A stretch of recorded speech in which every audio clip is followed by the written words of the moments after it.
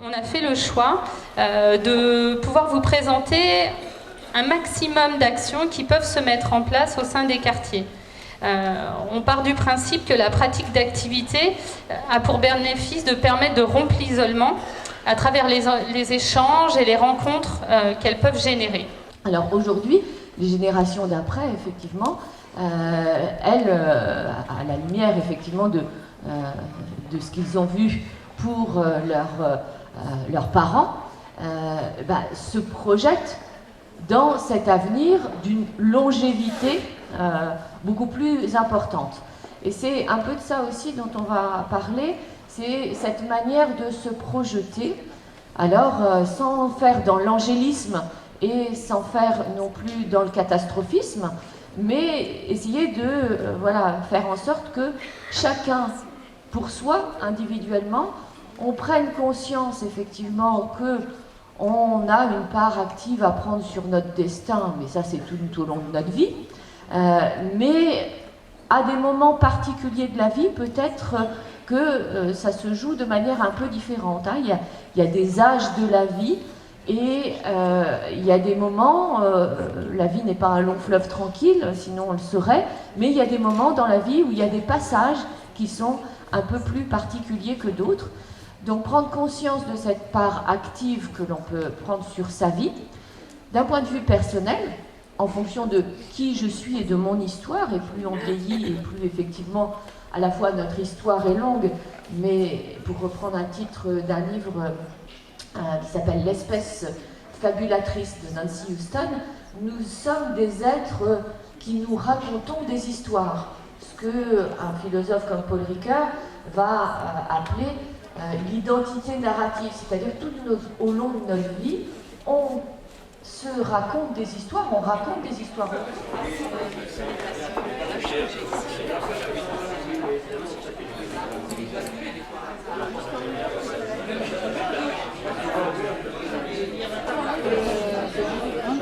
C'est 8 points que j'ai.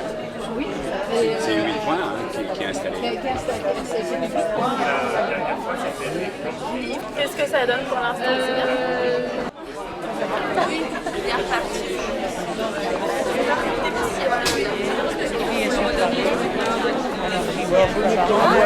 Elle va marcher là, elle a posé un gros. Elle va marcher.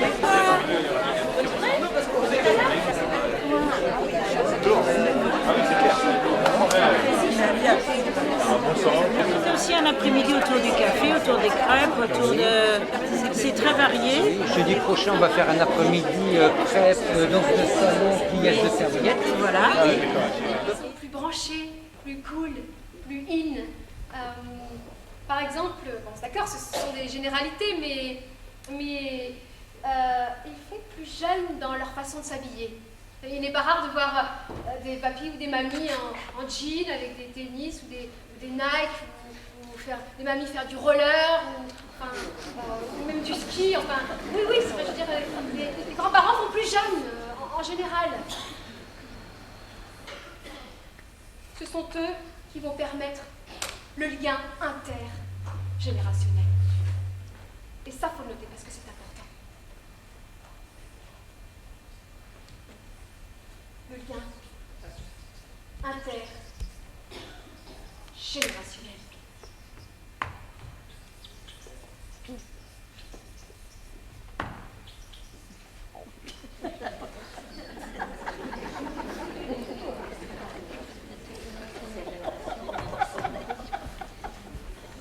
Je m'explique. En fait,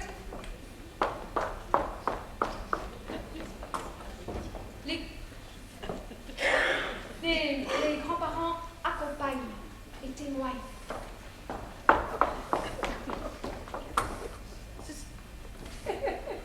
qui, par exemple, vont vous parler de vos arrière-grands-parents qu'ils auront connus et que vous n'avez pas connus. Ils peuvent aussi vous parler de vos parents, comment ils étaient quand ils étaient petits. Les grands-parents assurent la transmission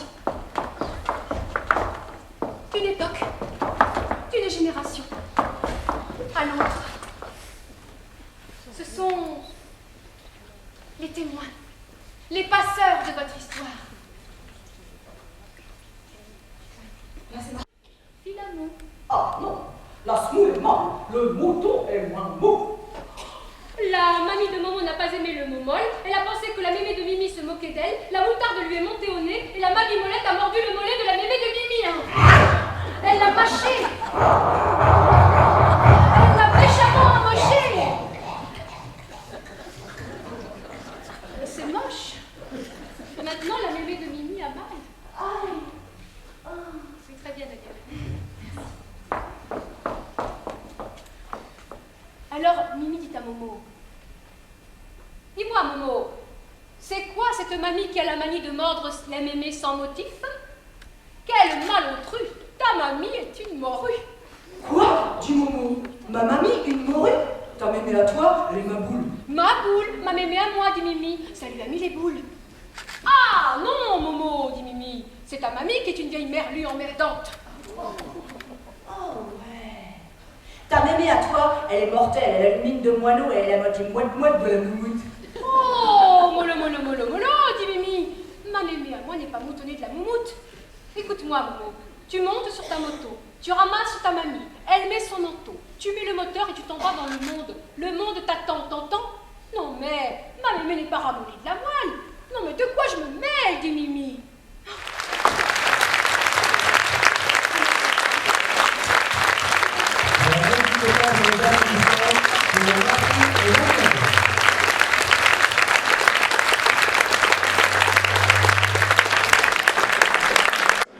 C'est comment vous avez vécu cette journée?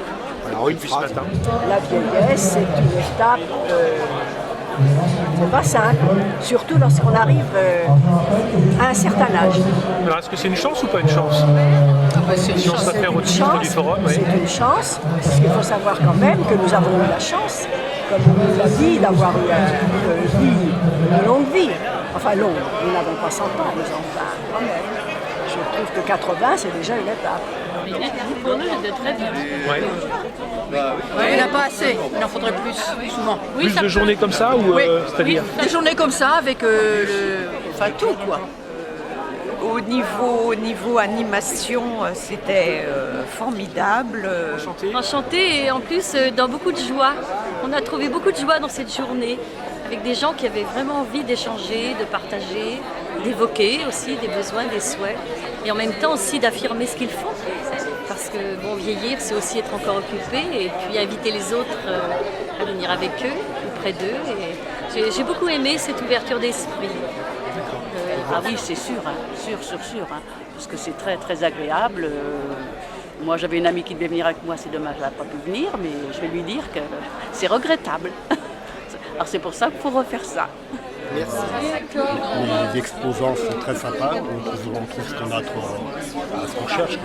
C'est que du bonheur. D'accord. Voilà, c'est très bien.